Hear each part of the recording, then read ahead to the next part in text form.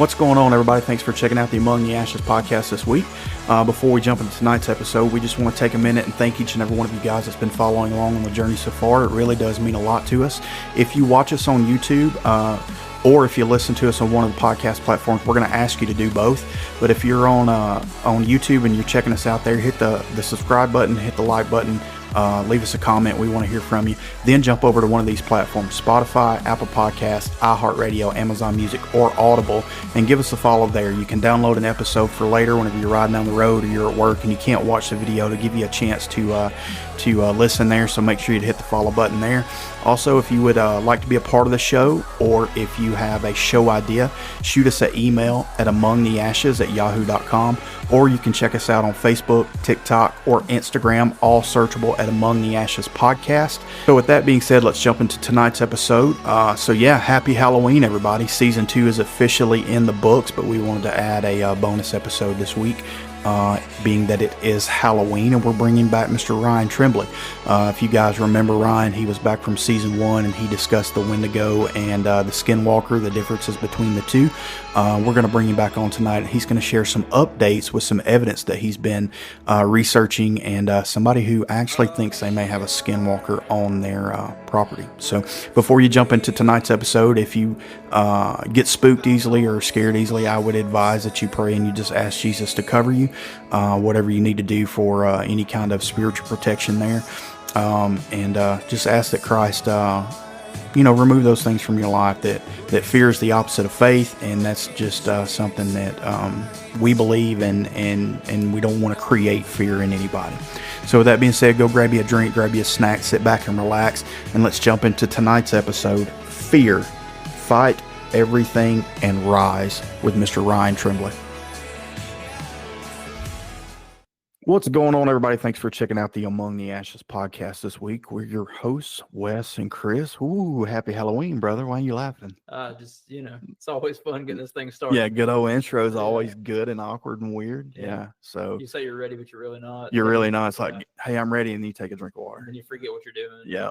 It's always good. So, man, how's life been treating you? It's going good. It's going good. How's everything on your end? Yeah, man, we're good. Busy, work like normal. Yeah. I've noticed, you'll text me sometimes, and I'm getting older now, so I don't respond to texts. I've discovered that. Yeah. It's you just leave me hanging for like a week. Well, yeah, probably, yeah. But it's not just you; it's everybody. So. Yeah. So it's all good, I guess. It's I'm one of those people, like, I can't leave it unread. Yeah. I have to read it, and then if I read it, I feel like I have to respond. Yeah. But I 100% will not answer a phone call.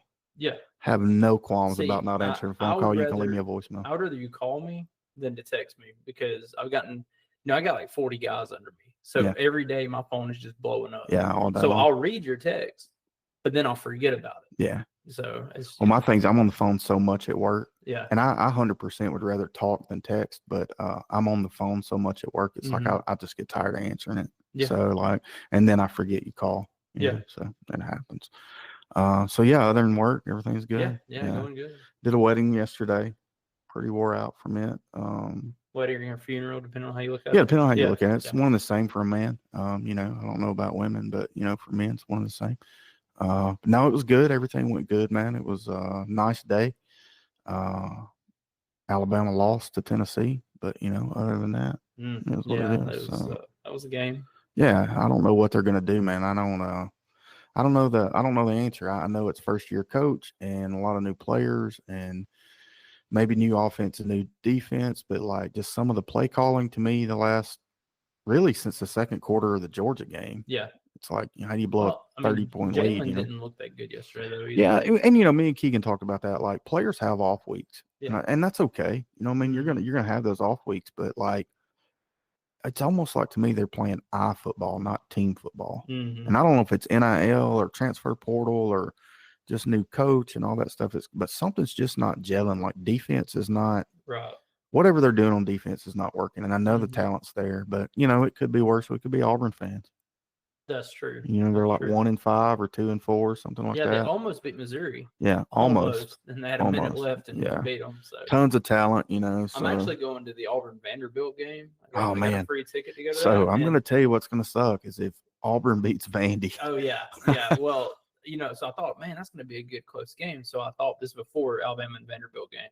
And I was like, that'd be a fun one to go to. And then now I'm kind of like, Vandy might destroy Auburn. Yeah, I hope they do. I like Vandy, man. They're always the underdog, and to see them win, I mean, it's huge. But I'd like to see them in the top 12. Yeah, I well, think I'm gonna tell you what sucks. So right now, I think Oregon's at 1, Georgia's at 2. Yeah, that's right.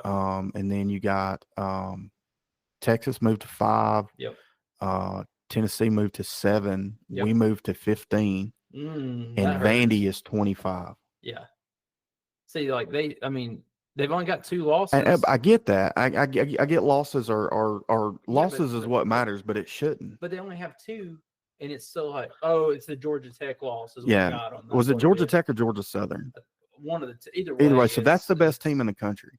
Like if you think about it. So Vandy beats us, we beat Georgia. Georgia beat Texas. But that Georgia team, that Georgia team beat Vandy. You know what I mean? So either way, anyway, so that's not what we're here for. We are here to talk Halloween tonight. Yeah, sorry guys. So this is a special bonus episode for season 2. We're bringing back Mr. Ryan Tremblay to get us all titillated and spooked out. Before weird word. Yeah, weird word. There. So before we get into that, this is clearly for entertainment purposes only. If you choose to believe in this stuff, that's fine. That's on you. If you choose not to believe in it, that's fine, and that's on you. I just want to throw that disclaimer out there. If you are at all freaked out by the supernatural, maybe you want to stop right here, say a little prayer.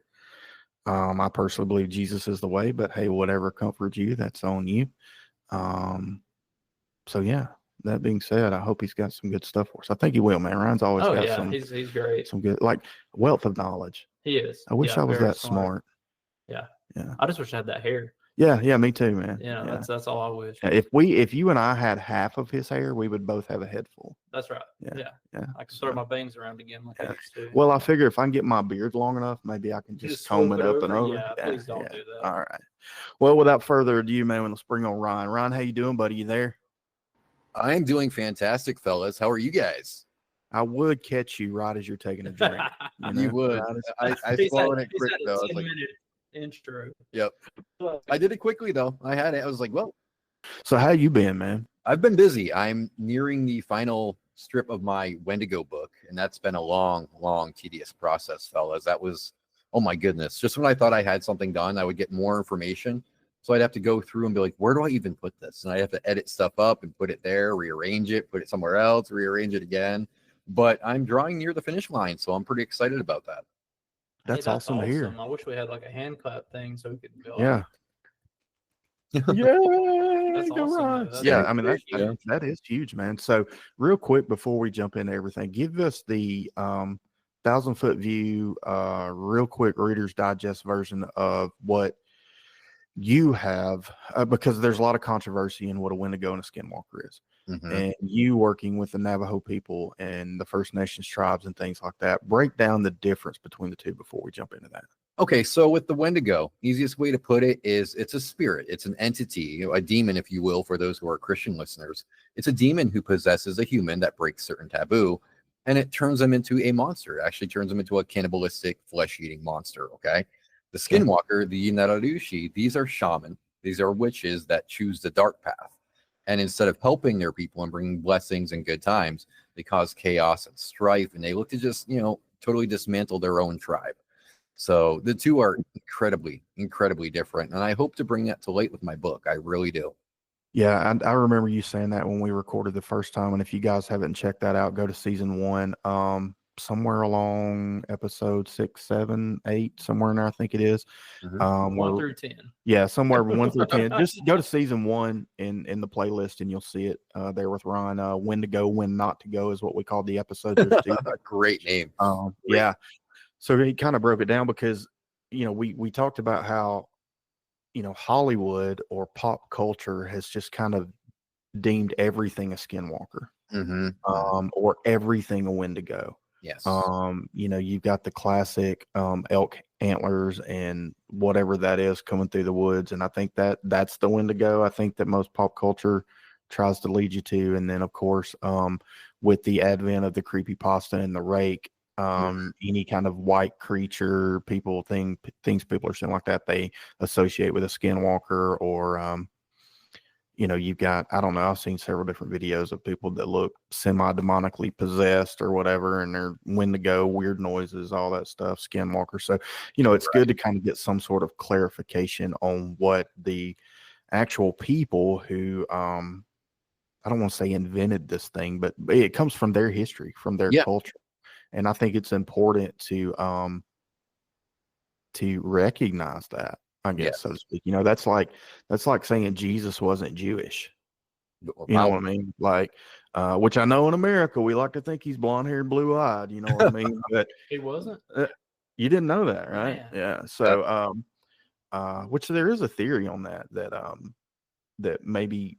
So in the Bible, when it talks about Jacob and Esau, and Jacob goes to get with Rachel and Leah, or goes to get Rachel, it talks about how beautiful Rachel was, and that Leah was weak-eyed, and just describes her as weak-eyed. It doesn't say that she just wasn't as pretty, but obviously Rachel's this stone cold stunner, and Leah is weak-eyed. Well, when you start doing history and you get into that, she may have been blue-eyed and fair-skinned, as opposed to dark-haired, dark-skinned, dark-eyed like the people. Interesting.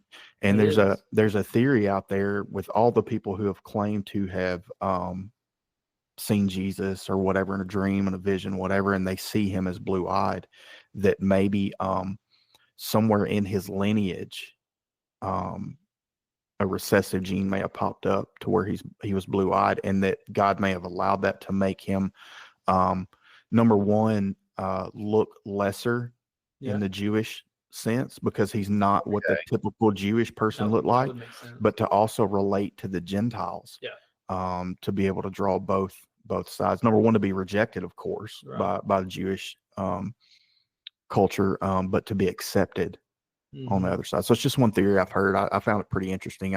That is really interesting, actually. Weak eyed to me would think like lazy eye. Yeah. Or something. That's where I would go with a weak eyed. Yeah. So that part for sure on Leah, and I would have to go back and find the podcast I heard that on, but I actually looked it up, and the Greek and the Hebrew word, I can't remember what it was, actually translated to her eye color, not as much of her just, having a lazy eye, being walleyed as a catfish. You know what I mean? Are you looking at me? But anyway, so I think it's good to give clarity to the situation and where it comes from, and give props, because whether it's good lore or bad lore, it's still theirs. And to me it seems insulting. Some of these things you don't want to mess with. It's been ingrained by the tribes that I've spoken to that the Wendigo and the Yinarushi, they're not something to tamper with. They're not something to disrespect and to take lightly. People actually kind of revere these things when they really, really shouldn't. And it's kind of disturbing me to see these people really kind of idolize these certain entities on Facebook and all these other forums, because they're not good things. They're not something that the tribes celebrate, So well, I think we 100% romanticize the whole cryptid side anyway, and even the paranormal. Everybody wants to see a Sasquatch, which we can get into what we think Sasquatch are. We've covered that before. Maybe they're physical, maybe they're spiritual, but we want to romanticize that. We want to romanticize aliens. We want to romanticize ghosts and things like that, when in reality, none of that is really. Sasquatch may be the only one if he's a living, breathing creature. The rest of these things are not something that you should fantasize and want to see. I see the Hat Man, dude. I don't want to see a Hat Man. I don't want to see any kind of spiritual being. I honestly, let's be legit. I don't want to see an angel, because when you read about angels in the Bible, everybody fell to the ground in terror. Yeah, what I mean. A lot of this starts at a young age too. I mean, I remember when I was like, elementary school. You said the Candy Man 3 times in the mirror and all this kind of stuff. I mean, it's kind of the same thing. Yeah, Bloody Mary on the wall. Bloody Mary. Yeah. Essentially, it's kind of interesting though how all these different cultures have a thing where you don't say the names of the entity. That if you say the names, it brings them to you. I think that's a really cool parallel to look at with all these different cultures. Yeah, that's true. Well, it's like Beetlejuice. You know what I mean? In my personal opinion, I really think that Beetlejuice was dreamed up off of a sleep paralysis demon. Oh yeah, I mean, I 100% think that. Like, I won't watch the movie. Yeah. Like, I was like, nah, I'm good. Well, I went back and after I gave my heart to Christ and things like that, and I'm not one to just kind of dive off into what you should and shouldn't view and things like that. But watching Beetlejuice, it's like, you're tampering with something there that you shouldn't be. you Yeah. shouldn't be tampering with. But that's just my opinion. That's where I go. So yeah. No, That being I said, totally Beetlejuice. I said it 3 times. Oh, we're in trouble. But yeah. Anyway, sorry, I cut you off, Ryan. What? Well, now if my hair pops up and I wear a black and white suit, Wes, it's your fault, man. Yeah. Right. I'm gonna clean myself off and just be like, it's showtime. Yeah. For sure. But yeah, I mean, I have learned with these various tribes that they don't pay it credit. And what they mean by that is they don't speak of these things. And when they do speak of them, they don't speak highly of them. Like, Right. they don't sit there going, oh, the Yi Naradushi are so awesome and amazing. They're so great. They're so fantastic. Yeah. They don't do that. When they do speak of the skinwalkers, they speak of them in warning. So they'll tell you, don't do this because you'll bring the Yi Naradushi. Don't do that because you'll bring the Yi Naradushi. So I think, the cryptid community needs to learn what to do and what not to do. And they may not believe in the skinwalkers, and that's okay. But for those who do believe in it, I think they have to know what the boundaries are, what you're not supposed to do, and what kind of danger can be brought to your door. Yeah, for sure. You definitely don't want to be bringing in something that you don't want to have any part of, and it actually end up Right. wrecking your life in some kind of way. So, Yeah, especially if it's a flesh-eating demon. Right. And I was a skeptic. When I first started this, Wes, about 2 years ago, I didn't really believe in the skinwalkers. I kind of thought there was, maybe just some hoaxy religion behind it, that it was this hocus pocus. But the more I spoke to the Dene people and the more I got out there to see where these things supposedly resided, the more and more I started to believe, man. I mean, I saw things, I felt things too. I'm sure you guys have had that times where you're passing by somebody or someplace and you get this very cold vibe that tells you, I'm not supposed to be here. Something's not right about this place. Yeah. So I started getting that the more I was going out, and that led me to believe there's really something to this. Okay. If my body's reacting in this sense, if my mind's reacting in a sense to a certain place, there's something to it. I'm not crazy. I'm not paranoid. It's because there's something out there causing that vibe. Yep. Absolutely. Right. Yeah, I believe that 100% for sure. So, yeah, to all of you listening out there, stop wanting to see a skinwalker. Yes. Like, just stop. You're better off if you don't. Yeah. Don't hope for it. Don't hope for it. Don't wish for it, because you might just get what you wish for and you're not going to like it. Yeah, 100%. I believe that. I believe that too. Well, man, what kind of spooky stories you got for us? Oh, so you guys are going to love this, man. I'm going to give you both nightmares tonight. You can thank me tomorrow. I got a current skinwalker investigation that I'm, active in right now. And he started off thinking it was a ghost. He thought maybe it was, some kind of violent ghost that was making these noises on his property. So he reached out to some paranormal people. And he was telling them, I'm hearing this awful shriek every night, late at night, about midnight, every night. He hears this awful wail. It sounds like an old woman screaming in agony. All right. So some paranormal people went out there and they had their ghost detectors and their their ghost boxes, spirit boxes. They went out there. They couldn't find anything. They got no reaction from anything. They spent, 2 nights there. Nothing. Right. They leave. Following night, there's the wails and the screams again.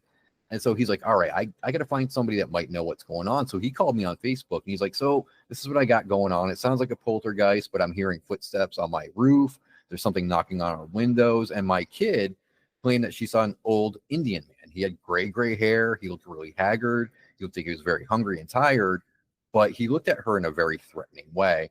And when she went to go get her mom, he disappeared. There was no sign of this guy. And so I asked him, I'm like, well, your ranch, because he's a ranch owner. I was like, where is it located?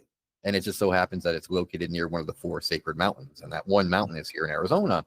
So I was like, okay, so it's Navajo property. Did anything bad happen on that ranch property? So he dug around a little bit. He found out that his grandfather, who owned that property before him, kind of stole it away from a tribe. And he did it through very dishonest means where he, basically screwed them out of that property. Mm-hmm. And so I started thinking, I'm like, well, are you seeing any weird animals on your property at all? Anything that doesn't look normal? And he's like, it's funny that you mentioned that, because I have seen animals that don't look like normal animals.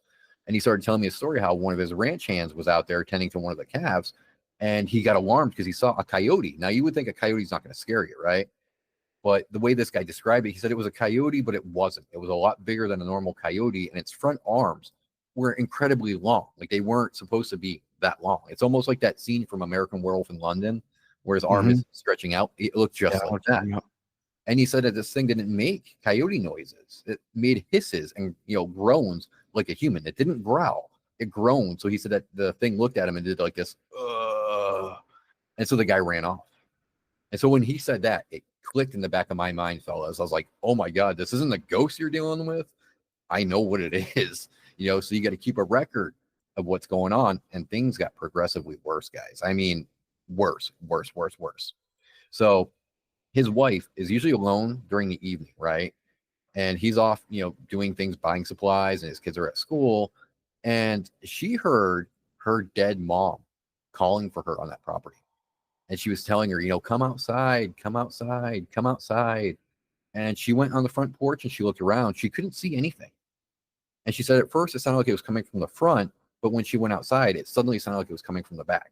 And again, it's her dead mom's voice saying, come outside, come outside. She didn't see anything. So she ran inside and she was broken up about it. She was crying about it, sobbing about it. So she prayed.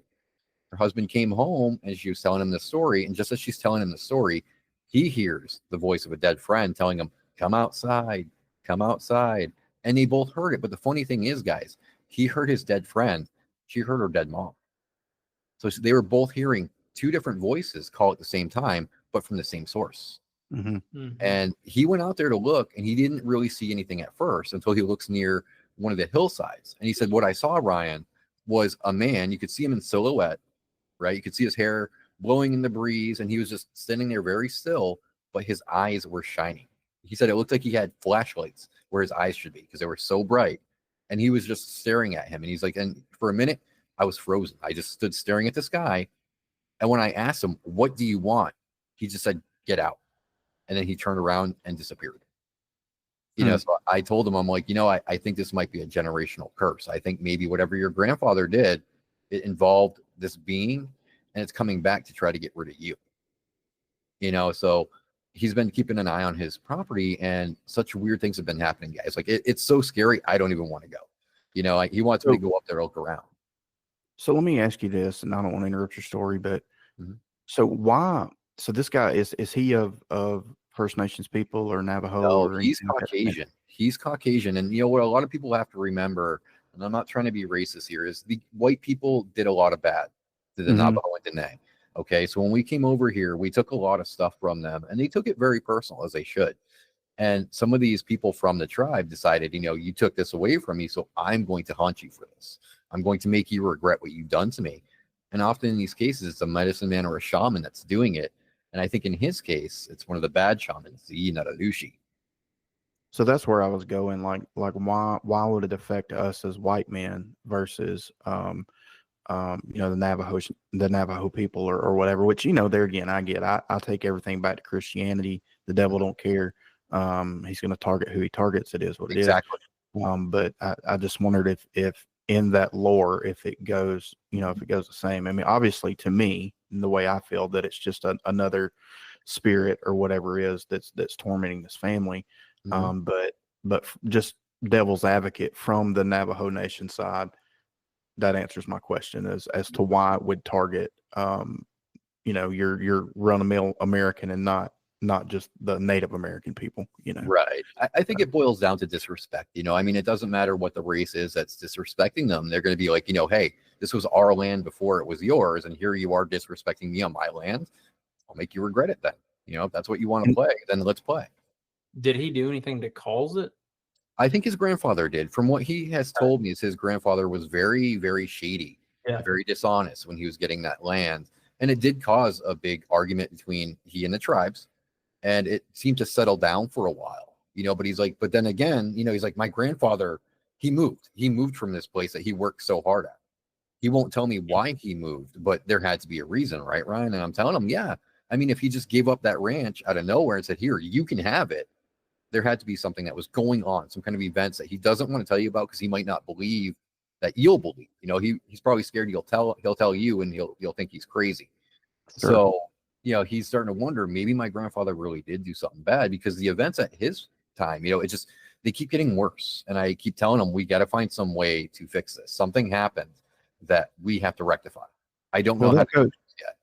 That goes to show you that generational curses are a real thing. Oh, It's absolutely. in They are. every culture. It's not just in Christianity. In Christianity, No. it talks about it going back to the 5th and 6th and 7th generation or Yeah. something like that. So Yeah. the sins of the father, people do suffer. That's a very real thing. Not just, I mean, you can look at it in the physical sense of, if I am an addict and I ruin my life and lose everything, sure, my kids suffer, Right. they may have to work a little bit harder, or they may become addicts, therefore their kids suffer, Yeah. so there's the physical side of it, but I also believe that there's the spiritual side of it too, that if my grandfather was an adulterer, that sin could easily move to me as his grandson, or Yeah. or to my mom as his daughter, and some things we've got to break. Some things, we've got to break those generational curses. Right. Divorce has been a big thing in my wife and my life. My mom's been divorced and remarried, and her mom was divorced and remarried, and Mhm. neither one of them by our mother's choices. Right. It was, well, my mother-in-law chose, but it was my father-in-law's actions that caused that. Mhm. My mother chose it, but it was my father's actions that chose it, Right. by being addicts and not doing what they should do as husbands and fathers. But my wife and I have agreed to break that curse. That is Yeah. stopped. Good for you, man. Uh, Good for you. I also know of some things that my grandparents may or may not have been involved in, and I said no, it stops. It's stopping. It's stopping there. It's not on me, so it's not going to my children. I'm a firm believer in So you're breaking the cycle is what you're doing. yeah, yeah. Yeah. And it sounds like to me that your friend needs to figure out what that cycle was, Absolutely. I don't know what his faith is and what he believes in. I know what I would do, but Well, he's a very devout Christian. I mean, speaking to him and hearing what he has to say, you can tell he's very strong in his Christian belief. sure, But it's like I told him, I was like, every choice has a consequence. That's daily life, and that's life altogether. That sometimes when you make a choice, it's not the right choice, and so the consequences aren't going to be fruitful consequences. They're going to be sure. very negative consequences. And I think maybe that's what happened here. Is his grandfather mucked up somehow, and now he is being made to pay for what his grandfather has done. And how do we rectify that? I don't know yet. I'm still looking into the history of the place and seeing what I can Mhm. figure out. But if this stuff keeps up, I think it's just going to get worse and worse until it gets into some kind of physical thing. So how do you approach that property? I mean, I know you can do the research from your home Hmm. and things like that, and you can find who bought the property, who sold the property, how it was acquired, all those different things from Right. public record. But how do you, as a researcher, like if you decide to go there, what is your process? What steps do you take going into research something like that? Okay, so my first step when I get there is going to be obviously, knowing the means of egress, okay, in case things turn sour, which they could very quickly. But then what I'm going to look for is any indications that there's some kind of shamanism at play here. And with the shamans, they'll leave, paintings on a wall, paintings on a rock, they'll leave runes. Look for footprints too. Footprints could prove invaluable because I mean, if you find, bare human footprints out in the desert, you can kind of go, well, there's something not right about that. Why would they run around the desert with no shoes on? Sure. So I'll be looking for that. I'll be trying to pay close attention to the animals that I see, because with the skinwalkers, okay, there's an old saying that when you look at them, they look like the animal, but their eyes look too human in the animal form, and just vice versa. When they're in the human form, if they've shapeshifted recently, in their human form, their eyes will look like animals. So I'm going to be looking for that kind of thing, and I'll be looking to see if there's any person that shouldn't be there. If it's maybe some vagrant that's messing around, which I don't think it is.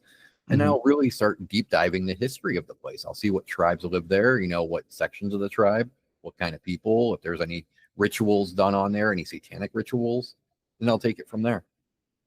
So is this man better off ignoring it, Uh, or taking the step of, hey, look, I don't know who you are, what you are, why you're here, but please leave, you it's know? so great that you actually just asked that, Wes, because he did just that. Hmm. And the lesson to be learned, if you don't know what you're dealing with, you probably shouldn't talk trash to it. Sure. Because he went out there one night after hearing a lot of noises, and he got very, swell chested because he was trying to be like Hulk Smash. He loaded his rifle. He went out there and he told them, it's my damn property. I'm not going to leave this. Da da da da da. Kind of laid down the gauntlet. And so whatever was out there was going, oh, you want to play like that? Okay. So the next day, he actually heard something running around in his ranch, and his cattle were freaking out. Like he said, it sounded like these things were terrified, and they're running every which way. The pigs are screaming, the chickens are freaking out. And he's like, so I ran out there with my rifle, and as I'm running on the porch to go to where the cows are, he's like, I trip. I hit something, and I trip, and I slide, and I look, and he's like, it's the fetus of a piglet that was removed from one of my sow. So he's like, I found the body of the mom. Something cut the stomach open and removed that fetus and put it on his doorstep. Mm. And I told him, I'm like, that's kind of like a symbolism for sacrificing the innocents. You challenged it. So whatever it was saying, well, I'm not just going to make you pay. It's going to be the innocent people that live here that are going to pay too. And he has kids. Sure. So he was terrified at this pig fetus, but then his little girl is telling his wife about the coyote man that comes to her window. Right. Right. And at first he's thinking it's an imaginary friend. What's a coyote man? Maybe it's a coyote she's seeing that, looks in her window. She was telling the family, no, it's a coyote man. He comes up to my window and he looks like a coyote at first, but then he turns into an old man. Golly. Yeah. I'm out. You Yeah. can have the property. See that right there, fellas. That's why I was like, you want me to go up there by myself? No. Well, I know the Bible, I think it's 2 different times, but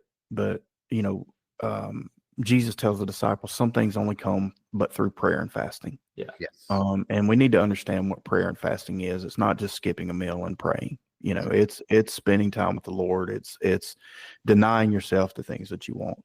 But there's also an instance in the New Testament, and I believe I can't remember who it was now, but they're going to cast a spirit out of this man, and seems like he says, Peter I know, or Paul I know, Jesus I know, but who are you? So just because you're a believer, just because you're a Christian, doesn't mean that you can just go willy-nilly. I rebuke you and cast you out in the name of Jesus. There's very much power in the name of Jesus, but just because you're saved doesn't mean that you are on the level of being able to get rid of some of these things. You've got to submit yourself, therefore, unto God. Resist the devil, then he will flee. So it's submission. Like, just because you went to church and you prayed a prayer, you may be okay to make it to heaven. You may make it to heaven, legit. Yeah. But if you're not a practicing Christian, if you're not putting all your faith into Christ,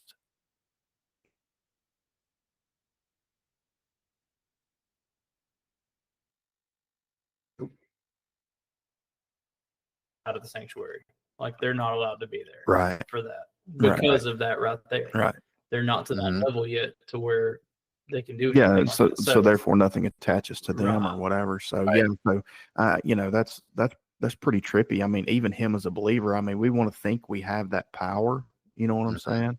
Yeah. So I don't know if I've told you this or not, Ryan. I've told Chris. So I had a dream a month or 2 back, and in the dream, I'm assuming it was God. There was a bright light, and he puts this bag over me, and he hands me this egg it's huge. I mean, just massive, and it's glowing. And he said, "You're to hand this to everybody you see, and the only provision." So as I look behind me, 1,000 yards, it looks like a shadow. Looks like classic 1980s Undertaker, big hat, and then behind me. And I look, and there's a man sitting where, and he's just emaciated, dirty, filthy, just skin and bones. I know that I've got to give him this egg and tell him this, but I also know that's coming to get me. And if he catches me, very bare minimum, I'm going to prison. Likely I'm going to be killed. So all of a sudden, the light being disappeared, to be God or Jesus, the Holy Spirit, disappeared. So I hand this man this egg. The whole time I'm thinking, why do I say I'm the provision? I'm not the provision of anything, Egg. Well, then all of a sudden people just start popping up in the line, and my bag gets heavy. Whoa. Egg, I hand it to the next person. It gets heavy. Next person, all the way down the line. And as I'm all of the time, this being is getting close to me. So I get to the very, and I look back, and as I look back, the guy at the beginning opens his egg, and he's in, like, good looking guy, clean clothes, well put together, like GQ man. and everybody started opening their eggs, and they all started being transformed. Well, as I'm seeing that, this being grabs me from behind by both arms, and I'm screaming, I am the provision. I am the provision. I am the provision. Have you seen Venom, the movie? Yes. So you know how Venom looks like those little black droplets, whatever? Yeah. Screaming, I'm the provision. And I look out my bedroom. So my bedroom has windows that look like doors. They're huge. And as I look out the window, I see this going out, and it's like little droplets dissipating behind it. Whoa. So I began, and I wrote it down, and I wrote it this way: capital I, capital A-M, comma, the words God, Jehovah, I am the provision. He's the provision. I am to tell people about him. Well, fast forward a week or so, I'm cutting grass this direction.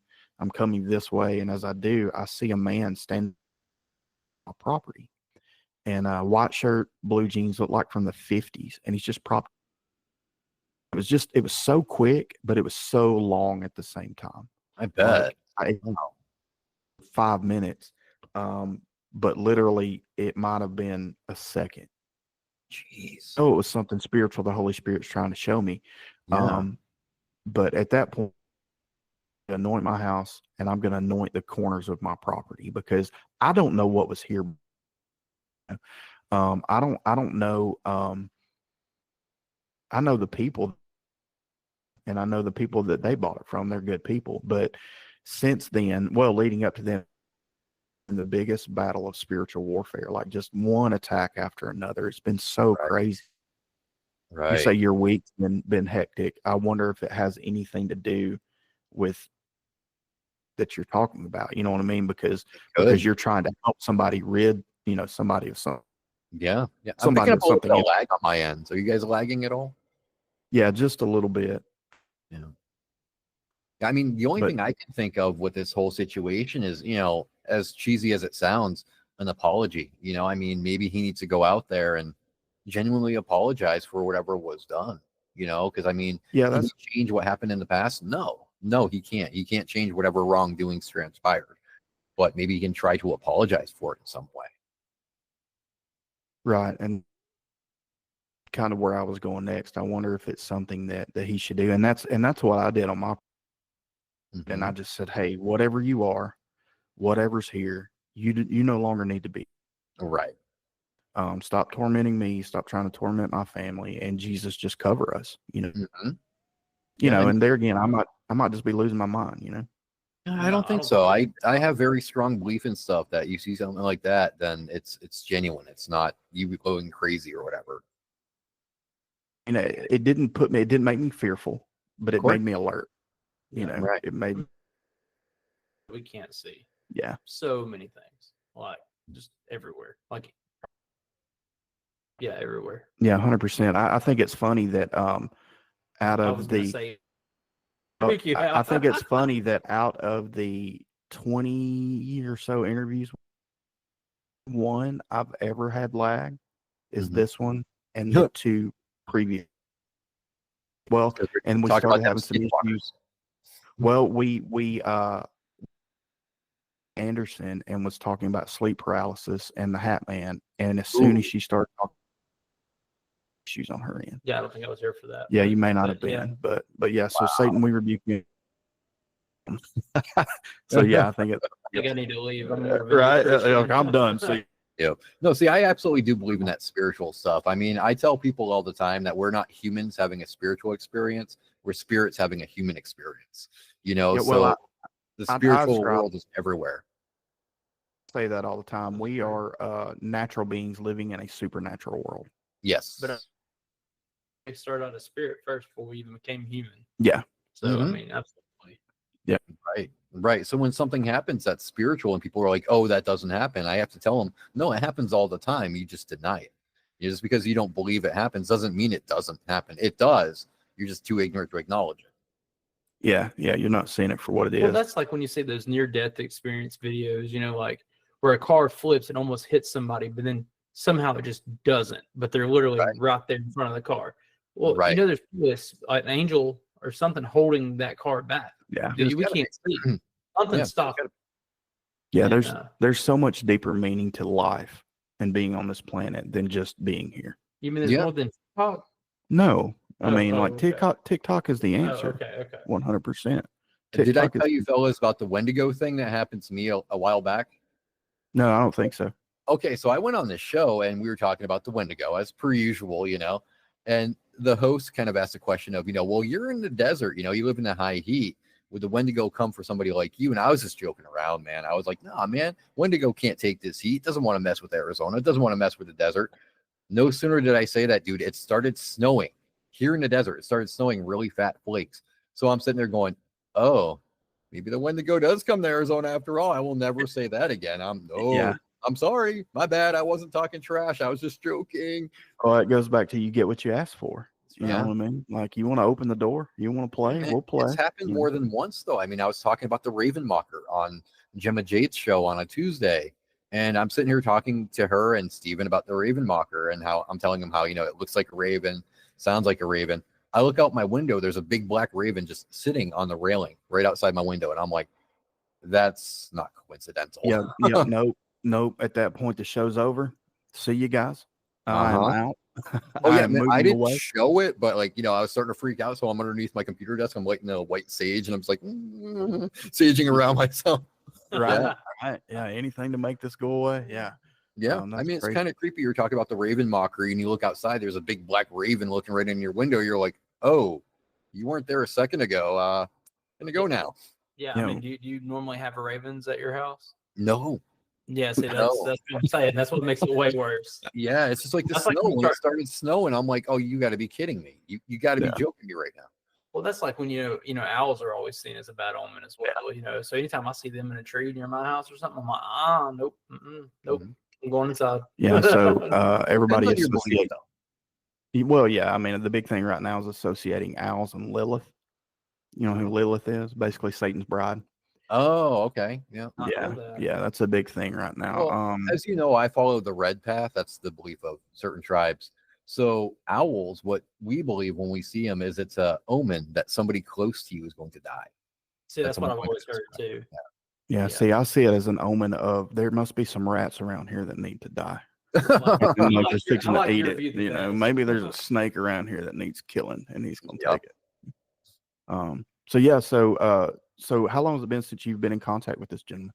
I actually just talked to him about 2 days ago. This is actively going on in his life. Yeah, this has been going on for about, in his words, about 3.5 months now. Wow. And he'll admit it's getting progressively worse, because his wife, Teresa, I can say her name, when she was home alone, and, she was cooking dinner and everything. She heard a voice coming from their fireplace. And this voice was a raspy old man's voice calling her name. And when she said, what? He was telling her, get out, get out, get out, So I think whatever this thing is, this Skinwalker, I think it wants them to leave the property. Yeah. She said it was an old man. She said it sounded like an old tribal man because he had the accent. So he's like, Teresa, get out, get out. So I'm like, oh my God, yeah, we're gonna have to really take this very seriously. I would just leave. Yeah, so I mean, I agree. I would just leave, but could he be warning them? Maybe could it be a warning that something bad is going to happen? You need to leave. Get out of here. Don't stay here. I mean, I think there's a ton of ways to look at it. We always go to the scary thing first. Of course, there's never anything associated that I've ever seen with the Skinwalker that is good. Right. But what if this is something that's trying to give warning to them that something's coming? Maybe not. I don't think it's a warning like you mean it. I think maybe it's a warning because it plans on doing something bad to them. Yeah. And I think maybe it's giving them that final chance of like, I've been patient enough with you, and so now I'm going to tell you, get out, or I'm going to make this even worse. That's what I get. That's the feeling I get. That's the feeling you get from it. Yeah. So when the little girl sees the coyote man, does he say anything? No, he's quiet, and she told the mom and the father that he just stares at her, that he kind of hunches down, because he's kind of a tall guy. He'll hunch down so his head is level with her window, and he'll just stare at her. He won't say anything. She'll say hi to him, and he won't say anything back. So he just stares. when we say outside the window, are we talking like the window panes between the two? Yeah. Or yeah, no. Yep. And No. sometimes he'll tap on the glass Hmm. to get her attention, and then once he has her attention, he's just staring at her. Hmm. You know, and so yeah, you know, being the protective parents they did search the property to see if there's any strangers that don't belong there. And he's like, Ryan, I couldn't find anything. I couldn't find anybody that's on this property, and there's only a certain amount of places that, you know, average man could hide. He's not going to really try to dig a hole and hide underneath the sand. So he's like, I couldn't find anything. Yeah. You know, and so I told him, I'm like, I don't think it was a physical thing. I think maybe that was a spiritual thing that took on solid form for a minute and then vanished again. Yeah. That's crazy, man. Golly. Mhm. Yeah. That's like the I think it's another creepypasta story or Reddit story where babysitter is babysitting for these people, and she babysat with them forever, and they had a bunch of stuffed animals in the room or whatever, and she gets really creeped out by this giant doll in the room. Mm. And looks like a clown doll. And parents come home and they're like, "Hey, how'd everything go?" And it's like, "Well, everything was good except for her new clown that's in her room. Like it's kind of the life size clown's kind of creepy, you know." And they're Mhm. like, "There's not a life size clown. Like, what are you talking about?" So they go in there looking, it's gone. Whoa. Come to find out, and this is where it gets funny. There was a little person dressing up as a clown, but sneaking into the people's house and would hide amongst the stuffed animals and watch them while they're sleeping. Now, true story, I don't know. Funny as crap to me. But you know me and clowns, Chris. Yeah, you love them. Yeah. They're your favorite. Yeah, I would have either had a heart attack or I would have just shot that clown. Yeah. Yeah. Well, you know, that's like So one time. you're like me then, Wes. You're like me. You're terrified of clowns. Yes. Yeah. Yes. Oh, see, I'm that weird anomaly where I love the Joker, but I hate clowns. I don't know why. As Yes. a Yes. kid, dude, Doink the Clown was my nightmare. Yeah. Remember Doink the Clown? Yeah. Oh my dude, I couldn't watch wrestling when he came on as a kid because I'm like, nah, man. Yeah. No, I'm good. So that's like, you know, one time there was these people, you know, they put their baby to bed at night, you know, in the crib or whatever, Mhm. and they kept hearing noises coming from the baby's room. Come to find out, the next door neighbor or two down had hijacked or like hacked into the baby monitor. and was Ooh. talking through the baby monitor. Yeah. Like, that's creepy. Yeah. That is creepy. But they finally figured it was- out, got arrested and stuff. But Yeah. like, it's wild. Yeah, it's crazy. People do that stuff. Yeah. Well, you know, and I'm not saying that there couldn't be something on this guy's property, like someone, a Mhm. human being on this guy's property. But like if he is going to the extent of even wearing some sort of animal pelt and taking it off, you know, how old's the little girl? She's about 5 years old. Yeah. So, Yeah. I mean, I guess in theory, you could have some sort of costume and take it off and her say he's transforming, you know, changing. But Yeah. at the same time, man, kids just, they tell what they see. Exactly. I think if she said, "Hey, there's this coyote that comes up to my window and the guy takes his suit off. He takes the costume off." Like, I think she would describe it that way, Yeah. not transforming. I think kids Right. can see more spiritual things than we can too. Yeah, me they're too. more open. It's because they're still are. innocent. They're not brainwashed yet. Because, you know, when we grow up, we're always told monsters aren't real, ghosts Yeah. aren't real, you know, and we're taught in school that these things are just, you know, they're fictional stuff. They're not to be worried about. They're just in books, movies, or whatever. So as adults, we harden ourselves up. So yeah, no, none of that stuff's real. Whereas kids, their minds are still open. You know, Yeah. they can see things and feel things that we can't. So when a Well, child says something, if a kid tells me that they saw like a Bigfoot, for example, I'm going to believe the kid before I believe an adult. Yeah. Well, Yeah. that's like if you ever see a baby looking into a corner of a room and just laughing, Mhm. that would freak me out. So Well, same, Yeah. same with dogs and cats. You know what I mean? Yes. Animals. You talk about the guy's cattle going nuts. You know what I mean? Like, I think that. I mean, you know, it's proven animals, or especially cattle and livestock, are sensitive to the weather. Yep. You know, they can sense weather changes. You know, the old saying is, if the cattle's laying down, it's going to rain. Well, most of Yep. them it's I going was to going rain. to say that. It's Yep. going to rain. You know. But yeah, I think that's the case, and I think that's also part of the conditioning of us. And there again, I can go biblical. We'll go biblical of Mhm. aliens aren't real, monsters aren't real, blah blah blah blah blah blah. But now all of a sudden they're starting to disclose, well, aliens might be real. Yes. UFOs are no longer UFOs; they're UAPs. Mhm. The chemtrails and contrails are no longer chemtrails and contrails. I forget what they call it now. Seed clouding. Right. There's all these different things that they've tried to, that I feel like we're being conditioned, which to me reverts back to the Antichrist, that the world ending, and us being conditioned to not believe in those things. That way we are blinded, and then all of a sudden when it does happen, they can protect us from it and trick us into the mark of the beast and all that stuff. So anyway, that's not really what this show's about, but it is what it's about. I can go there all day long. So but yeah, that's interesting, man. Yeah, good luck to them. Yeah, I mean, his latest event though was something that I was even tripping out on, Wes. His chickens were going absolutely nuts, right? And this was after we had a pretty good rainstorm during the monsoon season. And he ran out there to see what the fuss was with his chickens, and he's like, Ryan, I froze in my tracks because I happened to look down as I was running. And he's like, I saw coyote footprints in the first 4 steps, but he's like, the 5th, the 6th, the 7th, they were no longer coyotes, Ryan. They were human footprints. They were bear footprints, but they were humans. So it went from coyote to human. He's like, and my chickens, 3 of them were ravaged, torn apart, feathers everywhere, guts are out, throats are, torn out, the necks are broken. But he's like, there's coyote prints right next to the human prints, though, in the same trackway. And he tried to follow those tracks, and he's like, and again, they turn into coyotes as they're going up the hill. They turn to coyote prints, and then they're gone. So I told him, I'm like, this isn't just a spirit you're messing with, man. This is a Yinararushi. We're going to have to bring some Navajo people into this to get that blessing for you. Otherwise, it's not going to stop. Yeah.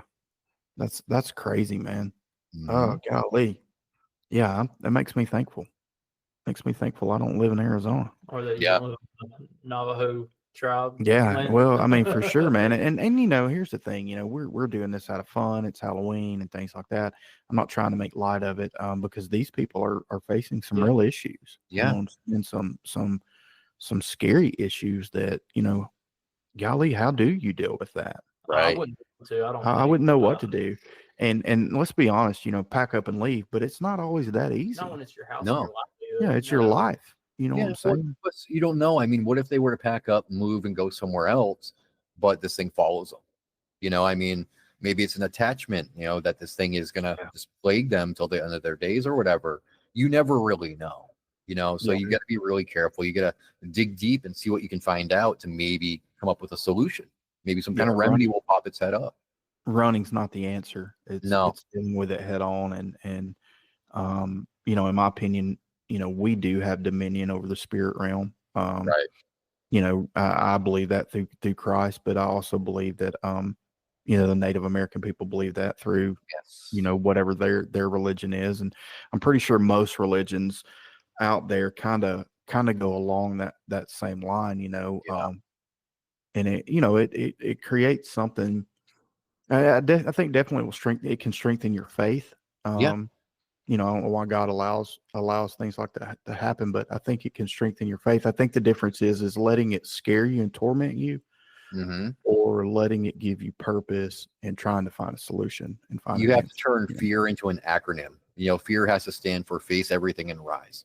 Yeah, that's good. I've never heard that, but that's good. Yeah, we could tell this fear, Yeah. F.E. Yeah. That's what I was taught from the different tribes I talked to. And William Nighthawk, he's like my adopted big brother. I call him Cheyatunka, means big brother. He taught me, don't run from the spiritual stuff. Face it, show who's in charge and that you're gonna rule over it. It's not gonna rule over you. Well, you can take that in the natural. You know what I mean? What do they tell us when a bear's coming? Make yourself big, make yourself loud. Don't run from a dog. I mean, a dog's gonna chase you. Yeah. Whether they think you're playing or prey. And you can translate that over into the supernatural world too. If you run from it naturally, I mean, it's just, if I'm a bully, I'm only a bully because you allow me to be the bully. Yes. When you stand up to me, things change. I believe that the spirit world feeds off of fear. I think the more afraid of it you are, the stronger it gets. It's almost like a Freddy Krueger in a way. Remember how in the movies that the more they were afraid of him, the more tangible and more powerful he got? Yeah. I think Wes Craven was on to something there. I think he was in the know about the spiritual world. And I think that's how ghosts and, different things like that, they react. If you're more afraid, the stronger they are, the more they mess with you. They come back, mess with you again. Because it's almost like dopamine to them. They get us scared and they're like, ooh, what a rush. Well, that's what I've always told my kids. We're not big horror movie people. I've never been like for whatever reason, right, wrong, or indifferent. I just never. I love a good suspense movie, but like horror movie for me might be Scream. There you go. What's your Um, favorite scary movie? yeah. Uh, I've seen a couple of the Halloween movies. You know what I mean? Yeah. But to me, that's a human being coming after you, not something supernatural. I'm not fitting to watch The Ring. You know what I mean? I've watched it. Or Poltergeist, or The I'm not sure what. Exorcist. Yeah, The Exorcist. I'm good on that. But I've always taught my kids, and especially being Halloween season, they like, they're my kids don't do haunted houses, but they'll go with their buddies, and Right. it's like, here's the deal, man. Fear is the opposite of faith. Yep. 100%. Yep. So why do I want to do anything to make myself scared? Which it's kind of ironic that I'm putting out this episode. But, I was kind of wondering because I don't do horror either. Yeah. Like we watched The Exorcism of Emily Rose when I was young, when I was like a new Christian, so I didn't know any better. And so we watched The Exorcism of Emily Rose, and for like 3 weeks, I wouldn't go to sleep till 3:01 in the morning. Oh wow! Because it's when Supernatural comes out. So I was like, it's I'm terrible. a big fan of horror. I'm a huge fan of it. But, then again, with the stuff that I do, guys, like every day is almost horror in some way. I'm studying Dogman and Wendigo and Bigfoot and Skinwalkers and sea monsters. So in a way, every day is just kind of like a horror movie in a way. Well, I think there's a difference in people who just love horror and maybe people who are called to that side of it. Because you're researching. You know what I mean, you're doing studies. Like you want to educate people more about it. It's not so much. Yeah, it's not like you're the one doing the seances wanting to bring everything over here. You know what I mean? You're wanting to find a solution to it. And I think there's definitely a big difference in just engulfing horror and all of that gore and all that. I think there's a difference in, because I mean, for me, like going down the cryptid rabbit hole is weird for a Christian. Yes, it can be. It's weird for Christians to understand like why I'm interested in that stuff. But I feel like God led me there. It's a spiritual journey for me. Not in the sense of trying to prove they're real or not real or anything like that. Right. I'm seeing it from a spiritual side based off what I think was a vision that I had leaving work one time. And I remember I left work. I remember pulling out of the drive at work and pulling into my driveway at home. And in this vision that I feel like God showed me, there's a great battle going on in the valley, and there's all these people up on this mountain, and I'm standing there. And as the people are praying, the angels are fighting, and this will trigger some people that love Sasquatch, but they're fighting Bigfoot and Dogman and vampires and all these different demons and things like that. They're in a full-on war, and as the people are praying, the angels are winning. Right. And the people get excited about it, and they stop praying, and they all look towards what would be God, or another bright being. And as they looked away and stopped praying, the demonic side started taking over. Whoa. And then the Holy Spirit said, pray. And they began to pray again. And the Lord spoke to me and brought the scripture to my mind. If my people who are called by my name will humble themselves and pray, I'll in turn heal their land and all this. And that was right at the beginning. Nice. We weren't sure what that virus would do in that aspect and all that. So that's kind of what led me down the road of searching cryptids. But I've also been intrigued by aliens my entire life, even before. And I believe I've shared with you, Ryan, about us seeing the triangular shaped object. But I was intrigued with that before then. But I also grew up in the time of unsolved mysteries. Oh, perhaps you can help solve the mystery. Yeah, I mean, I can hear that theme music right now, and I got to take a dump. You know what I mean? Like it just gets me. You know what I mean? Robert Stack gave you nightmares, huh? Right. So, but I do think that God puts that in us because I very much deal with a lot of spiritual warfare. And it's taken me a long time to realize that. To touch upon what you said about Bigfoot, though, and yeah, maybe it will trigger some people that want to think Bigfoot's only physical, but why can't they be both? People are so obsessed with Bigfoot. Maybe we're seeing thought forms. Tulpas, they're a thing. They exist. maybe people are seeing these thought forms that are spiritual in essence. And that's why they don't behave like the typical Bigfoot where it just walks on by and tries to get away from you. Right. But it comes at them, or it makes these, rock throws, or it makes all this ruckus to get their attention or get them to go away. Maybe it's not the real Bigfoot. Maybe it's not the real Dogman. Maybe they're thought forms that people are seeing. Well, if these things are cloaking like the predator, Right. And there again, I think some of that comes just from people. I say it all the time. If there's 100,000 sightings this year, 50,000 of them are just people blowing smoke, telling a good story. 100%. So maybe they're just incorporating what they've seen in Hollywood to make a good story and get whatever clout they're going to get off of that. Whatever. But if what people are seeing, they really are cloaking like that, or going in and out of different realms, they can't be just physical. No, They've got to be spiritual. You know what I mean? Yes. And I can understand a spiritual being wanting to possess human form. I mean, if you go back to the Nephilim, the Genesis 6 story, Noah, angels falling from the earth, or falling to the earth, mating with women, creating the Nephilim. All of them die. Their spirits are still here. Well, they were human at one time, so they want to drink again. They want to taste again. They want to have relations again. You know what I mean? So the only way to do that is how? By jumping in a body, whether it be a human body or an animal or whatever else. And if that spirit is big, then, if it jumps into a wolf, maybe it makes the wolf big. Could be. Dogman, you know what I mean? That's where I go with it, but doesn't mean my theories That's why are right. I don't cruise on one thing. If you ever notice about my research, Wes, I'm not going to be the guy that stands on one hill saying, "Oh, it's definitely this. It can't be anything else." I have my mind very open to things. I'll entertain all possibilities. Just because we could be wrong when we say that they're entirely physical. We could be wrong when we say that we're spiritual. We don't know, but we have to keep our minds open and consider all possibilities. Right, 100%. I agree with that, and that's a big part of the reason why I enjoy you coming on and talking to you, because, I know people in this area that when I began to talk that, or even talk about Christ, like they shut it down. They don't. Why? They don't. Yeah, it's like, why, dude? I mean, like, why do you even throw that out with the bathwater? Baby out with the bathwater on that. Like, doesn't make sense. I mean, even though I follow the red path, I know deep down Christ is the way. So I still have believed in Christ, but I have a different connection to the earth. So I kind of like to think that, God and Jesus are watching going, hey, I kind of like how Ryan treats the earth, man. I mean, he's good to animals. He's good to the earth itself. I kind of like that. Keep that up, Ryan. Sure. And that's the thing, man, is there's one way to God, that's Jesus Christ, but there's 1,000 ways to Jesus, and I have to work out my salvation with fear and trembling. You have to work out yours. Chris has to work out his, and whoever, and if you don't believe in that, that's fine.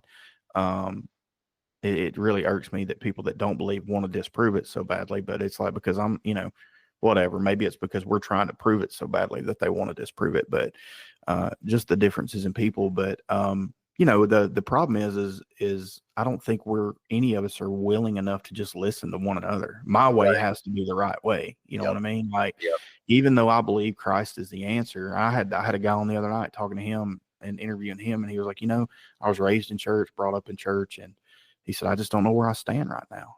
He said, I believe my life is on a certain path. I believe there's a higher power, but I don't know that what I was taught in church is exactly the right way. And I was like, I can't disagree with you on that. That's fair. You know what I mean? That's fair. If that's the way you think and you feel, that's fine. But as long as you're pursuing your journey, you're not hurting people in the process. You're treating people good. You're treating the earth good. You're treating animals good. I think eventually you're going to find the truth. You know what I mean? If that makes sense. If you're doing it for the right reasons and not for the wrong reasons. So, but anyway. You run into those people too that are like, oh, there's no proof God exists. And I always tell them there's plenty of proof. Go outside and look. The mountains, the ocean. Who do you think created all that? Do you think that was just atoms colliding and boom, something that beautiful came out of that? No, that was God. God created those beautiful oceans. God created the beautiful plants that give us the oxygen that we breathe in. They gave us the mountains. They gave us the clouds above, the sky above us, the sun. So you don't need any more proof. It's right there. Well, there's got to be a God, whether it's, I believe it's Jehovah God, the God of Abraham. That's what I believe. But every religion points to the same creation story.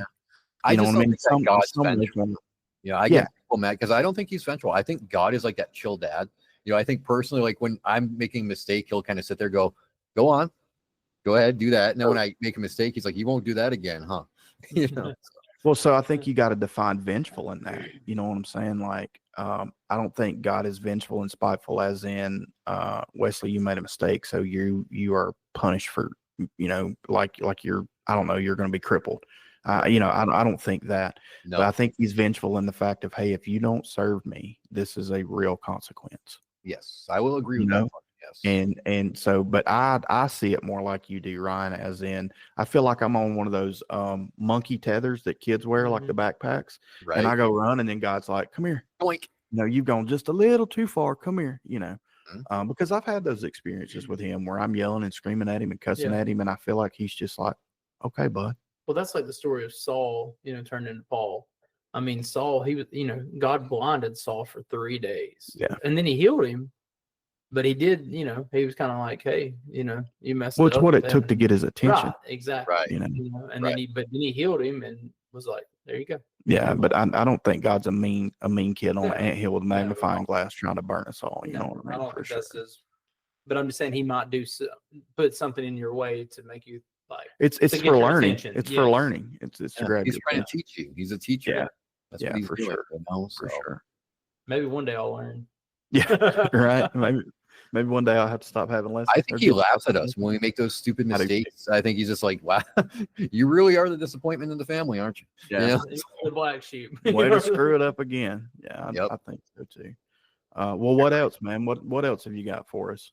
So that's it for the Skinwalker investigation going on. But yeah, I do have some stories about my buddies when we went on some other investigations, man. Yeah, hammer down. One of my friends, we went to a cemetery here in Arizona, and as we're going around at night, I already see you shaking his head. He's like, "Nope, no, I'm the same way. I'm out." So we were doing some, we were doing some ghost hunting, and my friend found a teddy bear in the cemetery, and he didn't tell us, but he took it home with him. Okay, and we were home maybe like 2-3 hours. I was at my place, he was at his. I see you shaking your head, Chris. So he calls me up, and he's like, Ryan, what the hell is going on in my house, man? I'm hearing these weird voices in every room that I go into. He said it sounded like little kids yelling at him. He couldn't understand what they were saying, but he could tell that they were angry by the tone. And so I asked him, I'm like, well, what did you do different? Because we all walked around the same cemetery, went to the same places.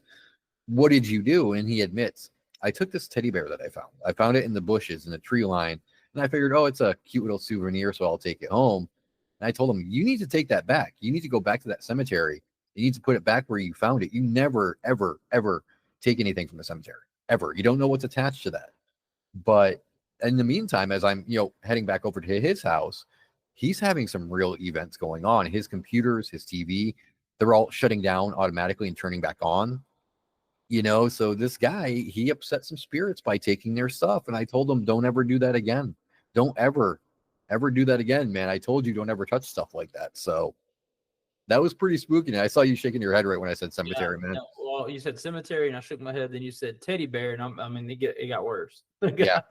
Yeah. So that was a scary incident we had during a ghost hunting expedition. And there's a lot of stories out there of people and objects. Yeah, absolutely. That it goes much deeper than just, the old saying, never play with a Ouija board. You know what I mean? Like, I get that, but like going yard selling. Yeah. You don't know what you're buying. What? Yeah. I never thought of that. Yeah. I mean, like, no more trade days for me. Yeah. I mean, really, like if you think about it, and I don't know if that's the case or not, but like, there's a lot of people talk about cursed objects and things like that. And that's where you get into, Annabelle, she's a cursed doll. Yeah, I'm kind of paranoid when it comes to that. If somebody tries to give me something they got at like a thrift shop or whatever, I'm kind of like, I don't know, because I don't know who had this before you, and I feel weird about this. So yeah, I think you definitely need to let your spirit lead you in that. I'm weird about mirrors. Like if it's a brand new mirror, I'm okay with it. If it's a mirror at a yard sale, I don't even want to look into it. And so I don't know. Do you feel that mirrors are gateways to different dimensions that they can allow things? Yeah, me too. Yeah, I do. I also think that I didn't until now. I also think that about televisions, cell phones. I'm more so like that with mirrors. I have this thing that like if somebody dies that day that I know, and no matter where they are, I'll put a black sheet over my mirror. Yeah. Make sure that nothing comes in or goes out. You know, so I'm very paranoid about that. I personally think that anything like that can be used as a portal, and I don't know why I think that. It's not, you know, any old stories or anything like that that I've ever been told. You know, I know there's saying, you know, you're talking about the black sheet over your mirror or whatever. I've heard of people doing things like that, but anything that shows a reflection, water, anything like that, I think that can be used to stare back at you in some way, form, or fashion. So you think that's kind of like the parallel dimension, like the supernatural dimension? Yeah, I would agree with you on that 100%. You know, wow, portals are a big thing right now. You know, everybody's talking about portals, blah blah blah. But I think that's legit. You know what I mean? I think the veil's thinning. I think CERN, the super collider, and the discovery of the God particle, and them doing things, their rituals that was 100% ritual to Moloch, the god of destroying and killing babies. You know, I mean, like, yeah. So if you go back, and I watched a documentary, it used to be on YouTube, and I thought I was crazy. It's because I know I watched it, but the guy I interviewed the other night, Cantley, said he saw it too. It wasn't up there a week. I mean, like, they advertised it, they put it up. I watched it. I was going to go back and rewatch it a week later, and it's off of Netflix. But it was about CERN, the Super Hydra Collider in Switzerland, and they really dove into like the history of where it's at, why it was placed where it was at, the latitude and longitudinal lines and things like that. You get into Revelation, it talks about Satan's seat, which is right there in Geneva, Switzerland. It all just ties in biblically in a lot of ways, but the main thing that I got from it was when they fired that thing up for the first time, and I didn't see the opening ceremonies, quote unquote, for it until later. The opening ceremonies are very ritualistic. Yes. Very ritualistic. And one of the deities that they have in there is a representation of Moloch, I believe it was. And there were some others as well, but Moloch in the Bible is one of the gods that they sacrifice children to. And I forget exactly what. Dark. Yeah. But they use this ritual and these different things. You know, Travis Scott also had it in the concert where the people died. And I know we're jumping off into conspiracies here, you know what I mean? But like, it's very symbolic of a lot of things in the Bible. But when they fired at the Hydra Collider, there were 50 something doctors, I think, scientists that worked there, that when they fired it up and everything was done, some of them walked out mid while it was going on. Really? But as the thing ramped up and was doing what it does, because it runs in a circle and it's miles big, I think it's I'm pretty sure it's underground, but as they're running it, they said as it come past where they were at, they could hear people screaming, like, human, help me. All these different things. And these are people that are credible doctors and scientists that walked away from, number one, their jobs, and were willing to put their livelihood, their career, their integrity on the line to say, hey, we messed up. We should not have done this. And I think from that point on, it opened up something, because we know when Christ died on the cross, and he said it was finished, the veil tore. Yes. So therefore, the veil between heaven and earth, or the spiritual realm and the natural realm, got thinner. It ripped, whatever you want to call it.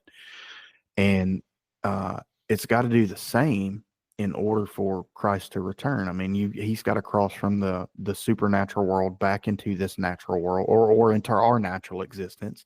Of course. And I think that we've opened some things there. Not only with just that, but I mean, I think I get into the idea that Freddy Krueger was not just dreamt up by Wes Craven. Maybe he had a dream about that, right? No. Did you ever hear the inspiration for Freddy Krueger? No. Oh, dude, it's messed up. So there's two different sources of inspiration for Freddy Krueger, and they both came from Wes Craven himself. So during the 80s, I don't know if you guys remember, but a lot of Chinese kids were coming over to the States with their parents. Yeah. And there was a big influx of them coming over. But these Chinese kids, they were dying in their sleep. and they would have nightmares. And some of them were saying that somebody was in their dream trying to get them. And all these kids from China were saying the same thing. They were telling their parents, somebody's in my dream trying to kill me. They'd go to sleep and just boom, have a heart attack mid-sleep. And these were young kids, Wes. They weren't in our 40s or 50s. They were like, 13, 14 years old, where a heart attack shouldn't happen to a child like that. So they couldn't figure out what was going on. These kids were getting so desperate to stay awake, Wes. They were taking stay awake pills. They were drinking as much coffee as they could. One kid cut off his eyelids to try to stay awake. That's how afraid they were of whatever they were seeing in their dreams, man. They were terrified of this thing. And the second source of inspiration actually came from Wes himself. It was an experience he had. It was a really stormy night where the lightning was flashing, the thunder was rolling, and he was in the upstairs bedroom. And he's, sitting there curled up in his bed, terrified of this storm. And for some reason, he got drawn to his window, okay? And when he peeked through the curtains of his window, he looks down at the picket fence that was in front of his house. There's a man standing there with the red and green sweater, the brown pants, the brown fedora. He had his head down at first, and then he slowly looked up to where Wes was in the window, and he just waved to him. And he just walked away. And Wes Craven said, that image stuck with me for forever.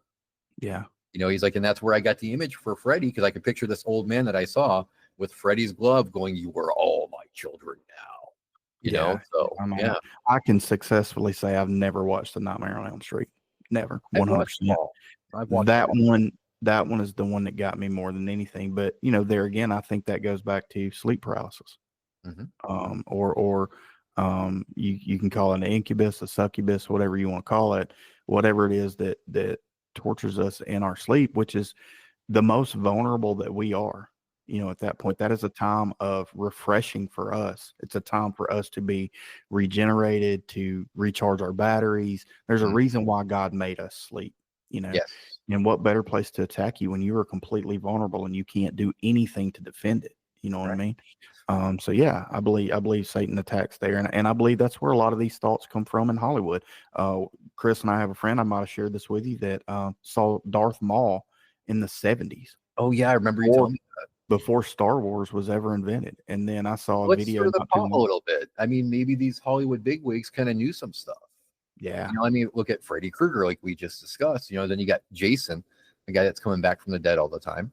You have the Evil Dead, where they're using a book to bring the dead back to life. You got Pet Sematary, where the dead get buried and they get possessed by the Wendigo and come back. Maybe the Hollywood people, they knew some stuff about the supernatural that we weren't really privy to when we were growing up. Well, and I'm not saying that they are doing it because they're trying to put evil out there, but I think that anything the enemy does, he has to tell us first. Yes. And I think that's the way of him telling us. Now, are there some people out there that just have sold their soul? Probably. Well, I don't think you can sell your soul. It's not yours to sell. Doesn't belong to you. Yeah. Right. It's not yours to sell, but who think they have sold their soul? Probably so. But I don't think George Lucas is conjuring up the devil saying, hey, give me a good story idea. You know what I mean? But I think it's coming from somewhere. But I also lean to the side of, like you were saying a while ago, we dream it up, we put it out there, it becomes. Yeah. I mean, look at Jeepers Creepers. The creeper itself. There's a witness report in Ohio where a guy saw what he said was like the creeper. It was a winged humanoid that had the facial features just like it, wearing the same outfit. And maybe when we see these Hollywood movies, it gets so ingrained in our heads that we think about it so much that we give these things some kind of life. That's a spiritual world that we're invoking. We're tapping into a spiritual world. Yeah, but these spirits can also see what you're afraid of. Sure. Yeah. And they can see the same thing we can see. Sure. And they exactly know that. And that's where I get into TVs and cell phones and things like that being more of a gateway for things than what we realize or what we think. The other thing is we're so engulfed in our cell phones or in the TV. I was gonna say that. It's a way to make us lazy, which is just slothfulness, one of the 7 deadly sins. It separates you from your spouse. It separates you from your kids. It babysits your kids. Yep. It's a way for you to check out from reality. It's a way for you to be the perfect Facebook family, but yet your family's falling apart at home. Correct. Because you've got the nice fall pictures and everybody's smiling in it. Everybody thinks you're a hunky dory family, but you're falling apart. I mean, it's all about perception, man. and I think that the enemy has a good hold on keeping us so distracted and making us think that, hey, we want to be the Joneses and you keep up with us. But the Joneses are always broke or broken, one of the two. You know what I mean? You can try to keep up with them if you want to, but if you live a day in their life, they're either flat busted broke or they're flat busted broken on the inside. As individuals or a family. But that's kind of where I come up with that. But I do believe that there are things that have been opened since CERN, to circle back, that have been opened since then. Was that called Particle Fever? I don't remember. Oh, okay, because they had one that came out in 2013, 2014. Yeah. It's called Particle Fever, and that's what it's Was it on Netflix? I think it was at one time. Yeah, well, whatever I saw was not on there long. I remember seeing the preview for it. It's coming out in weeks, and all of a sudden there it was. I watched it and was going to go back and watch it a week later, and wasn't on there. And I told Kent, I was talking to Cantley about it. He was like, "Man, I saw the same thing," and you're right, it was not on there long. But yeah, I mean, I think it all ties back to something, because we're getting closer to. My opinion is the return of Christ. You can take that for what you want, listeners. But yeah, I mean, it's all in good fun here talking about this stuff. It's interesting to me, but the last thing I want to do is breed fear into anybody. Right. Well, in my personal belief, those portals were always open. I mean, with the indigenous folklore that I study, there's really not anything that isn't a spiritual entity. I mean, the Raven Mocker, that's a spiritual entity. The Wendigo is a spiritual entity. The Yinaralushi, they have to do certain things to invoke certain spirits. I think the portals have always been opened. I think they've always been there, but we made it worse. I think we tampered with things that we shouldn't tamper with. I mean, it's like when we mess with nuclear bombs, the fire of the gods. We shouldn't have tampered with those. And, a lot of things came about because we mess with things we shouldn't have. Sure. But, and I think it's the day and time we're living in. You know what I mean? Yeah. Like, nobody can argue if you've read the Bible, whether you believe it or not. You can't argue that what was written in that Bible is not prophetic. Right. Just because of where we're at right now in this day and time. And I think all of that stuff has to happen. I don't think that we realize what we're messing with, for sure. But I think it's got to happen. I mean, there'll be a great falling away. You got to be wary of preachers and teachers of the false gospel. But I take that a step further, as in, we don't know what to believe anymore. You know what I mean? Monsters aren't real, but all of a sudden, there's a syndrome. I forget what it's called, but it's demon face syndrome. Where have you heard of this, Chris? Yeah. So there's an actual scientific medical disorder now where people are seeing people's faces distort. I forget what it's called, but they look at people. Terrifying. So there's a movie coming out. I think it's on Peacock. It's called Smile. Oh yeah, I've seen the advertisements for that. Yeah, and essentially what people are seeing or what's in that movie. It's just people, their mouths are big and distorted, their ears distort. That goes right back to what I was saying though about the thought forms. That we get so obsessed with this kind of stuff that our thoughts dwell on it so often that we create these things. We bring them to life. We romanticize it too much. We the Edward Cullens and whatever Taylor Lautner's character was in Twilight. Look, here's the deal: if vampires and werewolves are real, they're not sexy. Well, they may be, because I don't think either. Well, they're not going to be good. They may be sexy because sin is sexy. Any way you look at it, you know what I mean? Sin is sexy. You're touching on the vampires, Wes. I got a dilemma with hot female vampires and their fangs. It's like, right. So it cranks your tractor a little bit. Yeah, but it's like you gotta look at the fangs and go, "Ooh, that could hurt though." Well, you gotta look at the longevity. If you've got one that wants to keep you alive, so they can feed on you again, then it might be a good thing. If you're into that, possibly. But if they just want to drain you and kill you, depends on where they're biting now. No, we ain't gonna go there. Right. But yeah, I mean, if you've got one that just wants to keep you around so it can stay alive, maybe you're okay. But if it wants to just straight up kill you, then don't stay away from that. So speaking of vampires, see, I think there are vampires in the world, but I don't think they're blood-sucking vampires. Energy vampires. And I think it's demonic. It's a demonic thing, whether it's possession or not. And essentially, there again, you go back to sleep paralysis. It's sucking your energy. It's sucking your life force to keep you alive. Taking it back to Star Wars, the Force is strong in this one. You know, there's something to be said for that. You know what I mean? An interesting thing for you to know about Star Wars, though, George Lucas was actually inspired by religion in a way. Yeah. Yeah, I've heard that. Like when you look at Sidious, the reason why he's so ugly in Revenge of the Sith, he was supposed to represent the Antichrist. And the Jedi were kind of the Christians. Because remember, he had Order 66. That's 1/6 away from 666. Yeah. And he made sure all the Jedi were eliminated. Yeah. And I've heard that aspect of it, and I can see that 100%. Did you ever line up the painting of Lucifer's face where the painting where Lucifer's crying a tear? You can actually you can match it up perfectly to a scene from Revenge of the Sith where Anakin is in the same pose. Anakin has his eyes the same way and he's crying a tear from the same place. Yeah. Well, and there again, I mean, not everything that comes out of Hollywood's evil. You know what I mean?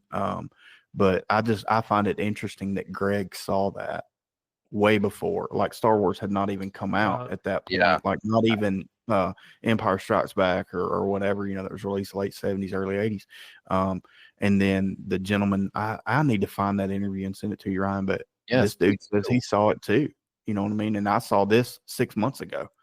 Saw this interview with this guy and I was like, holy crap, So, what if that is saying that George Lucas on the good side of it is telling the story, telling the truth side of it in movie form. I mean, you see that with, my personal opinion, you got, Narnia guy, what was it? C.S. Lewis. You got the guy who wrote, is it Tolkien that wrote The Hobbit and Lord of the Rings? Like all of that parallels the Bible. And it makes me wonder, you could get into, are they time travelers? Yeah, there you go. That's a crazy thought. Or did they have some sort of supernatural discernment from Christ or from God that he said, hey, write this, write it in a manner that people will enjoy it and want to see it and want to be consumed by it, but also be able to get the spiritual meaning out of it. And you can take that from Star Wars too. You know what I mean? The great thing about Star Wars, though, it's ultimately about evil failing. That's really the great thing about it. It's about evil flopping up and being destroyed by the good people in the end. And I think that's a really great message. Yeah, 100%. Yeah, we know good's always gonna win for sure. Without outnumbered and outgunned and outclassed that the rebels were, they still defeated that galactic empire. Yeah. I think about The Walking Dead. I don't want to think about that. I hate zombies, Wes. Thanks for that. So I don't see it as zombies, as in like in The Walking Dead, but I see it as in people who are just spiritually dead. Yes. People who are just walking around existing at that point. I take it, in my opinion, I see The Walking Dead as the actual tribulation from the Bible. Survivors who were left with people who have taken the mark, and they are making it through not taking the mark. You know what I mean? Like they're the ones who are going to end up surviving, and everything comes back to the Bible for me. You know what I mean? That's not like chills with that. It's not like I'm some sort of super guru or anything, but that's the way I see it. If the rapture is real, I mean, you can believe that how you want to believe it. I lean more towards, I don't know. I hope that Christ returns and takes us, but I lean more towards the fact that I think we as Christians will have to experience some of what the Bible talks about, being actually persecuted for our faith, because let's face it, in America, we're not persecuted. If we live in communist China, that may be different. Therefore, live over in the Middle East, and we may be getting our heads, whatever, but that's not happening in America. So I think as a whole, Christians will experience some of it. But anyway, that's just my belief. I'm not trying to steer anybody. You gave me the chills with your take on The Walking Dead, though, man. That's the way I see it. That's the way I see it. I see people who are left behind at the second coming of Christ who are trying to make it through the world ending. And the zombies are not necessarily that they're. I know the in the TV show they're attacking and killing, but the zombies are the human beings that have already taken the mark. That's the way. That's fair. Yeah, I mean they're already dead. dead, They're Walking Dead. I mean it To is be what it fair, is. though, in that show, did they ever really even pinpoint how those people became those zombies? No, not well. No, there's a theory out there from Breaking Bad. Have you ever watched Breaking Bad? Yeah. It's my favorite series. Like, yeah, he's talking about the show, yeah, right? Breaking Oh, Bad. okay, Yeah, okay. yeah. Walter White, Mr. White. There's theories, and it's got to do with they're both made by AMC. Okay, so I imagine they use a lot of the same props, but in the opening scene of or the first episode or second episode of The Walking Dead, there's a red Challenger, Okay. and it's the same Challenger from the Breaking Bad that Walter bought his son. The Winnebago that they cooked the meth in is the same Winnebago, only the Winnebago that they have is an actual Winnebago. It's not a rolling meth lab in The Walking Dead. And then the crystal meth that they make in Breaking Bad is blue. And in the first few episodes of The Walking Dead, Daryl and his brother have a bag of crystal, and it is blue. Whoa. So the fan theory is that the crystal meth that Walter White made ended up That's being crazy. the end of the world. Ended up because it's so many years before, and then in the spinoff of The Walking Dead, where the prequel happens in New York. Well, the Breaking Bad happens in Arizona. So it's not New York. I'm sorry, California is where it starts, or where the show picks up in the prequel. The first, according to the show series, the first outbreak happens in Los Angeles, but the meth came from Arizona, so it would have been out west anyway, and it made its way across. So that's fan theory for you. But yeah, I wonder if the blue meth, Mr. White. So is it maybe just a shared universe though? Because I know some writers are big on that. Stephen King's very, very big on that. Yeah, and I think that's have you fellas seen Cat's Eye at all from Stephen King? I'm not a big Stephen King fan. Oh, it's so great though, because in the beginning of that movie, when the cat, the title character, is running around the city, you get to see Christine, the car Christine. Mm-hmm. You get to see Cujo. So he's implying that all these movies that he's made are in the same shared universe. Yeah, and I think that may be the idea with it, being that all of it comes from AMC. You know what I mean? Could be. Kind of like Marvel. All of it's the same, but yeah, it's just, I don't know, Breaking Bad. Yeah, great series.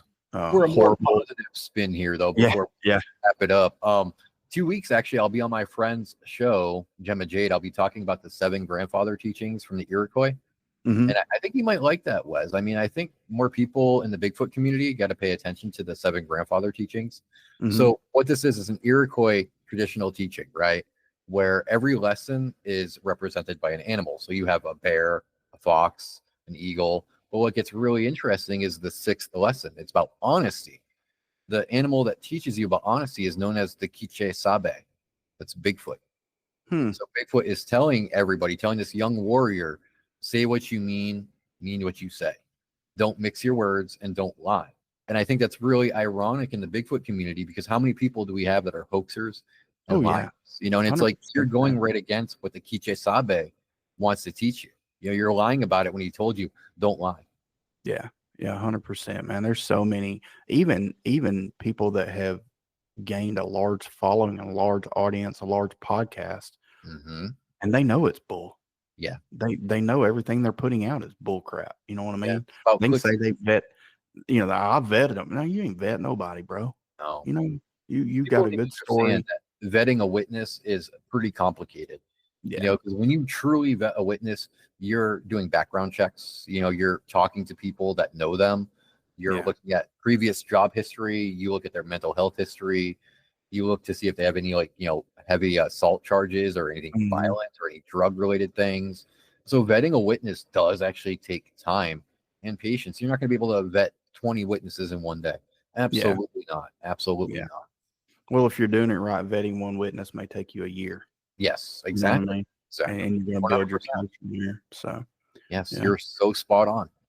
Well, yeah, man, send me the link to that, man. I will, or at least the show name. That way I can put it in the show notes. Okay. And then you said 2 weeks, so that'll be after this airs. So, yeah. Yes. Yeah. Then, November 9th, I'll be on the Paranormal Odyssey. and I'll be talking about the Raven Mockers, the Night Goers, the Wendigo, the Skinwalker, Genosqua, Gugui, all the good stuff. Yeah, send me all that. And folks, if you're into Sasquatch and things like that, I think it's good to know the difference between what a Gugui is, what a Genosqua is, what a Bigfoot is, because so many people lump them all in the same categories. Yeah, they do. And then you get, of course, the 8 million different types of what these things are. You know, it's like, come on, bro. Let's break it down and really get into the facts of what it is. So we have to work on verifying one before we can say there's all these other types of them. Exactly. You know, and it's, you know, if these things are real, we need to look at them like human beings. Yeah. There's 3 humans right here, and none of us look alike. No, and we all act different too. Yeah. So is it all different variants and different types of humans? No, we're all humans. Personality. You know? Yeah. We just look different and have different personalities. So anyway. Exactly. But yeah, man. So send me those show notes, man. We'll get it put up. I appreciate you coming back on. Yeah, thanks. It's my pleasure. Yeah, I was actually really excited about getting the chance to sit down and talk with you fellas again. I kind of figured that Skinwalker investigation would give you nightmares for a while. Well, hey, listen, I'm not going to sleep for a few weeks, so it's fine. Mission accomplished. All right. I'm not going to a cemetery and touching a teddy bear. Yeah, teddy bears are out. Cemeteries don't touch anything. Period. Anything. When I go out, man, I won't even collect arrowheads. I don't touch arrowheads because I don't know who's touched those previously. Yeah. So it makes sense. And also no more thrift stores. No more thrift stores. That's it. Don't buy mirrors. Yeah. I'm bringing you a mirror next Sunday. Yeah, as long as it ain't nothing to do with a clown in it, you know. I can break a mirror, I mean, straight up legit, my kids could dress as a clown and I'd punch them in the face. Hey, we had that's when we were younger. So it was in youth group and Wes was in there, and we had somebody sneak in the back door and run after him in a clown costume, and he just like ran around. It was awesome. It was my assistant youth pastor's wife, and I told her, I said, Belinda, I know it's you, but if you touch me, we're gonna have a problem. I'm gonna punch you straight in the throat. But I'm like you, the Joker. I'll take the Joker over Batman any day. That's a tough call for me. I mean, I definitely love me some Batman. You can tell by I love Batman. Don't get me wrong, but something about the Joker, man. Well, the Joker has the best insults. I mean, do you remember that episode of Batman the Animated Series with Two-Face? When Two-Face got really mad at Joker, he's like, "Get out of my face, clown!" And so Joker walks up to him. He's like, "Okay, which one?" Which one? Oh, that's good. Yeah. So, well, all right, man. Yeah, send me those. At least the show names and the dates. All right, brother. You got it. And you guys go over to Facebook and Ryan Paul Tremblay or Tremblay, however you want to say it. TREMBLAY. There you go. Look him up and friend him, man. If nothing else, you're gonna, like I said before, I think you're gonna find some truths. I mean, to me, of all the people that I have followed and been a part of different groups, just because I'm curious, not because I'm researching, but like, to me, Ryan is the most spot on as far as he's just going to tell it like it is. Like, if he disagrees, he's going to disagree. I'm not trying to insult you, but this is my opinion. And if you don't think that, that's okay too. That's what I've always bothered from. Thank you. And then you also get some good memes every now and then. So, yeah. So, I'm a meme lord. So, yeah, a good acronym, FEAR. Tell me that acronym again. Oh, for FEAR? Fight everything and rise. There you go. All right, brother. Well, you know where I'm at. If you need me, man, I appreciate you coming back on. And, we love you. Have a good time. Have a good week. Hope it gets better than last week. Oh, I hope so, man. It's been I saw that. I saw that. Yo, I'm out. It's time to go, guys. What was that? Well, in that pumpkin's defense, it was stuck together by a piece of tape, so it was destined to fall apart at some part. Yeah, but it was such a great show, though, guys. Its whole face came off. Thanks for such a great show, though, guys. You guys are great hosts. I really appreciate you guys. No, we appreciate you too, brother. Have a good one, man. All right, take care, brothers. See you, man. Bye-bye. Bye.